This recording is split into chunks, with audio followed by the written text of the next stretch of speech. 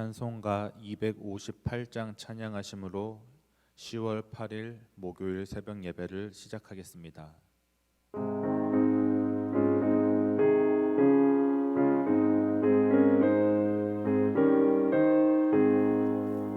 샘물과 같은 보혈은 주님의 피로다. 보혈의 죄를 씻으면 정하게 되겠네. 정하게 되겠네. 정하게 되겠네. 보혈의 죄를 씻으면 정하게 되겠네. 저도적 회개하고서 보혈에 씻었네. 저도적 같은 이 몸도 죄 씻기 원하네. 죄 씻기 원하네. 죄 씻기 원하네. 저도적 같은 이 몸도 죄 씻기 원하네.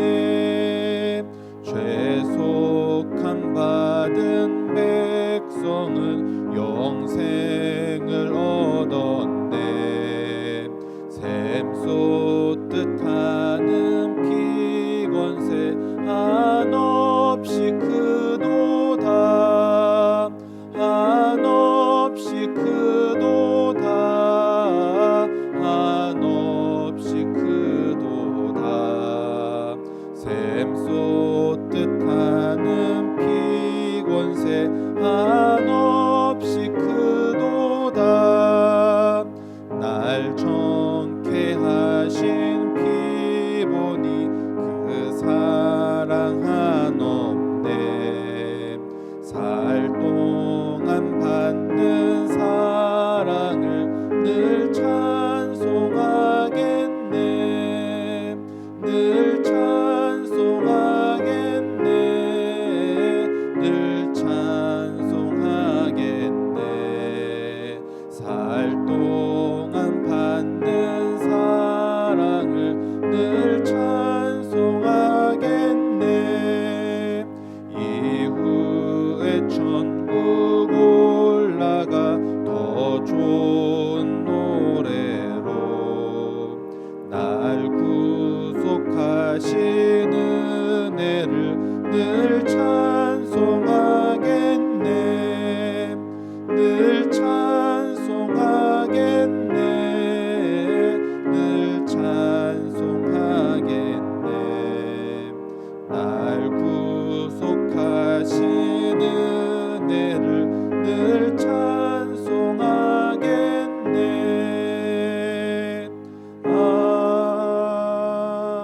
아멘.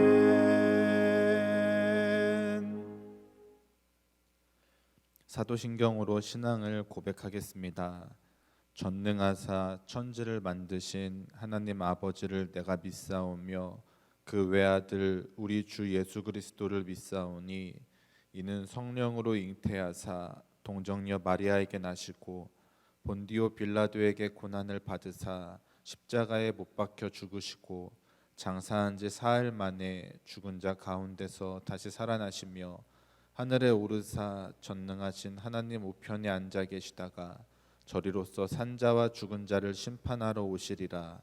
성령을 믿사오며 거룩한 공예와 성도가 서로 교통하는 것과 죄를 사하여 주시는 것과 몸이 다시 사는 것과 영원히 사는 것을 믿사옵나이다.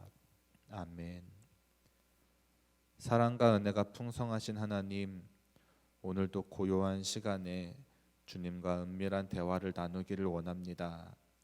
엘리야에게 세밀한 음성으로 말씀해 주신 것처럼 우리 각자에게 주시는 하나님의 말씀을 청종하는 시간이 되게 하옵소서.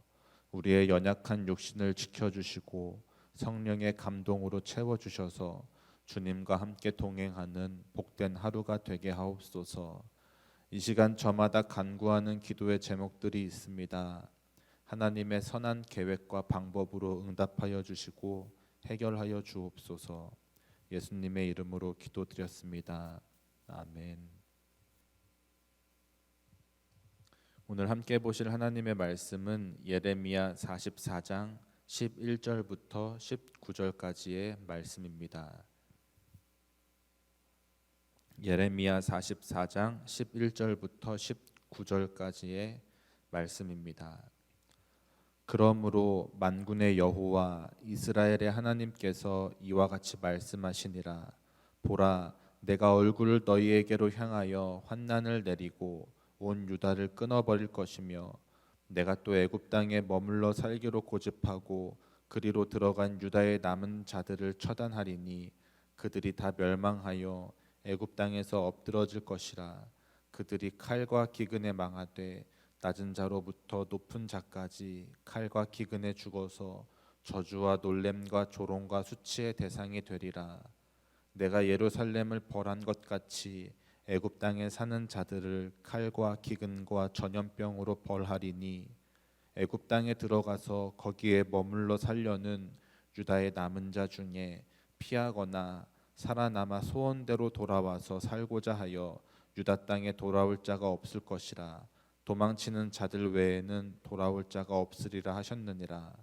그리하여 자기 아내들이 다른 신들에게 분향하는 줄을 아는 모든 남자와 곁에 섰던 모든 여인 곧 애굽 땅 바드로스에 사는 모든 백성의 큰 무리가 예레미야에게 대답하여 이르되 내가 여호와의 이름으로 우리에게 하는 말을 우리가 듣지 아니하고 우리 입에서 낸 모든 말을 반드시 실행하여 우리가 본래 하던 것 곧 우리와 우리 선조와 우리 왕들과 우리 고관들이 유다 성읍들과 예루살렘 거리에서 하던 대로 하늘의 여왕에게 분향하고 그 앞에 전제를 드리리라.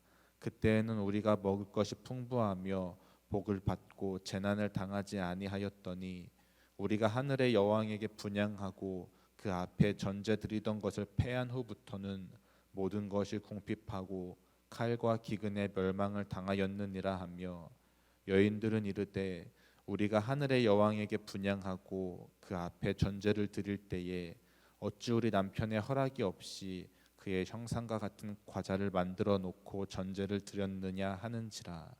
아멘. 오늘 본문 15절을 보면 그리하여 자기 아내들이 다른 신들에게 분향하는 줄을 아는 모든 남자와 곁에 섰던 모든 여인 곧 애굽 땅 바드로스에 사는 모든 백성의 큰 무리가 예레미야에게 대답하여 이르되 라고 기록되어 있습니다. 자기 아내들이 다른 신들에게 분향하는 줄을 아는 모든 남자라는 표현이 나옵니다. 남편들이 아내들이 우상 숭배를 하는 것을 알고 있었다는 의미입니다. 그리고 아내들이 남편들보다 먼저 우상 숭배를 했음을 알 수 있습니다. 당시 이스라엘의 사회 문화적 관습을 보면 아내는 집안에서 일어나는 많은 일들에 대하여 결정권이 없었고 남편이 그 가족을 대표해서 많은 것을 결정하였습니다. 그리고 이스라엘 공동체가 신앙 공동체였음을 우리는 알고 있습니다. 따라서 이스라엘 가정에서는 그 가정의 신앙을 결정하는 일은 매우 중요했습니다. 그리고 가정의 신앙을 결정할 수 있는 것도 아내가 아닌 남편의 몫이었습니다. 그렇다면 오늘 본문을 보면 알 수 있는 이 여인들이 저지른 우상 숭배라는 범죄에 대해서 이 남편들은 책망할 수 있었고 그것을 바로 잡을 수 있었습니다. 그러나 오늘 본문을 통해 알 수 있듯이 당시의 남편의 우상 숭배 행위에 대해 묵인하는 것을 알 수 있습니다. 본문 후반절을 보면 볼수록 오히려 남편들은 아내들의 우상 숭배 행위를 허락해주고 우상 숭배에 대해 동조하는 지경에 이르기까지 합니다. 오늘 본문의 남편들은 이렇게 아내들의 죄악된 일, 우상 숭배에 대해서 결코 간과하고 묵인하고 넘어가서는 안 되었습니다. 적극적으로 우상 숭배에 대한 죄를 묻고 책망했어야 합니다. 그러나 본문의 남편들은 이렇게 아내들의 우상 숭배에 대해서 용인하고 묵인하고 넘어갔습니다. 그 결과 그들의 가정은 하나님과는 전혀 상관없는 가정이 되었고 우상을 숭배하는 가정이 되었고 하나님의 진노와 심판을 피하지 못하는 가정이 되었습니다. 우리는 오늘의 본문을 통해서 죄를 짓는 것뿐만이 아니라 그 죄에 대해서 묵인하고 간과하고 넘어가는 것이 얼마나 위험하고 악한 일인지를 알 수 있습니다. 어떤 신앙인들은 남들이 어떻게 행동하더라도 자기 자신만 의롭고 깨끗하면 된다고 생각하는 사람들이 있습니다. 물론 자기 자신이라도 온전한 신앙을 가지고 깨끗하게 살아가는 것도 대단한 일입니다. 그러나 불의한 일이 내 눈앞에서 펼쳐지고 내 가족, 내 이웃들에서 나타나고 있는데 이것을 묵인하고 넘어간다면 이것은 결코 옳은 행동이라고 할 수 없습니다. 만약 불의한 일을 보고도 그것을 묵인하고 넘어간다면 나 또한 그 범죄에 대해 동참하는 자가 된다는 것을 깨달아야 합니다. 우리는 이 불의한 세상 속에서 우리 자신을, 내 믿음을, 내 신앙을 잘 지켜야 합니다. 우리 자신을 이 세속에 물들지 않게 거룩하게 지켜야 합니다. 그러나 그만큼 중요한 것은 동시에 내 주변의 이웃들, 내 가족들, 내 주변에 있는 사람들이 죄에 물들지 않도록 지켜야 합니다. 그럴 때 그들의 영혼과 생명 동시에 내 가정 그리고 내가 속한 공동체를 하나님의 뜻 안에서 합당하게 지키는 방법이 되는 것을 기억하시기 바랍니다. 또 19절을 보면 이렇게 기록되어 있습니다. 여인들은 이르되 우리가 하늘의 여왕에게 분향하고 그 앞에 전제를 드릴 때에 어찌 우리 남편의 허락이 없이 그의 형상과 같은 과자를 만들어 놓고 전제를 드렸느냐. 이렇게 기록되어 있습니다. 전제란 구약 시대의 제사의 한 종류로서 피를 상징하는 포도주를 붓는 의식을 이야기합니다. 그리고 전제라는 제사의 의미는 신에 대한 헌신을 의미합니다. 그리고 본문을 보면 이들이 전제와 더불어서 하늘 여왕의 형상을 본딴 과자를 만들어 바쳤다고 합니다. 하늘 여왕에 대한 우상에 대한 이들의 극진한 정성을 알 수 있습니다. 당시 여인들의 이런 행동은 하나님께서 말씀하신 십계명 중 첫째와 둘째를 어기는 매우 중대한 범죄였습니다. 그럼에도 불구하고 이 여인들은 자신들의 범죄 행위를 정당화하려고 노력했습니다. 우상 숭배를 합리화하였습니다. 자신들이 이렇게 우상 숭배를 할 수 있는 이유는 바로 남편의 허락이 있었기 때문이라고 이야기합니다. 그러나 이 여인들이 아무리 그 죄에 대해 변명하고 그 죄를 합리화하고 정당화하려 노력해도 하나님께서는 그 행동들에 대해 절대 옳게 보시지 않습니다. 죄에 대해 아무리 변명하여도 결코 그 죄를 정당화할 수 없습니다.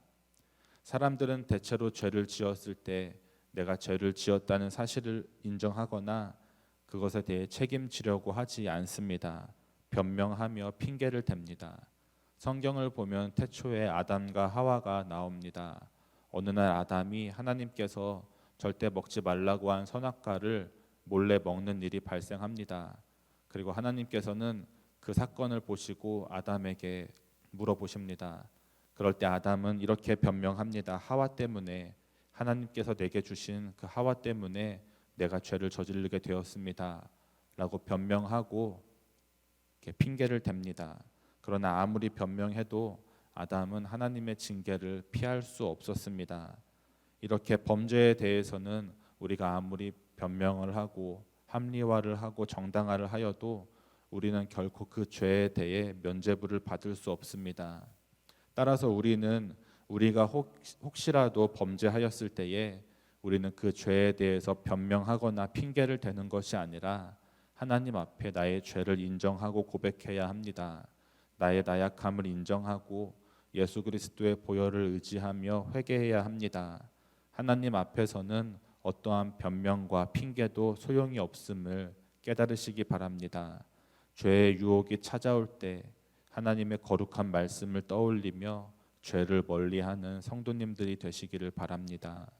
오늘 하루도 하나님과 동행함으로 의롭고 선한 그리스도인의 삶을 살아가는 성도님들의 하루가 되시기를 소원합니다.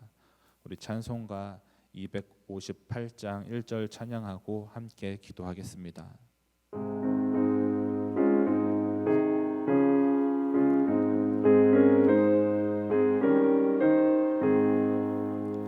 샘물과 같은 보혈은 주님의 피로다. 보혈의 죄를 씻으면 정하게 되겠네. 정하게 되겠네. 정하게 되겠네. 보혈의 죄를 씻으면 정하게 되겠네. 우리 이 시간 간절히 주여 3번 부르짖고 함께 기도합니다. 주여, 주여, 주여.